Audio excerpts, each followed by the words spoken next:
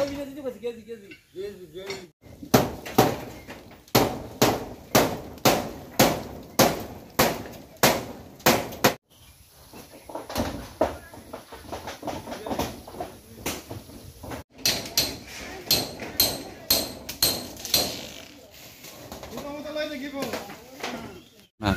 নাম ইসমাইল মিয়া।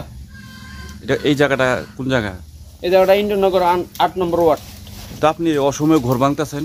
অসময়ে ঘর ভাঙতেছি, আমরা বলটা দিব কইছে না তারা, আমরা গাঙ্গের কাঁথার বাড়ি, কিন্তু অনেক বাড়ি ঘর ভাঙ্গা গেছে। এখন আমারটাও ভাঙ্গার পথে এদিন আন্দোলন করছি, আমরা আরো অ্যারেস্ট করে নিয়ে এই করে থানার লোকে, কিন্তু আমরা কোনো সরকার থেকে কোনো পাইছি না। না এখন ঘর ভাঙতেছেন কে রে? আপনার ঘর এই তো ঘর তো নদী নিয়ে গেতেছে, এখন গাঙ্গে নিয়ে গেতেছে, পালা তুলতেছে গাঙ্গের মধ্যে, দেন ভাঙতেছি।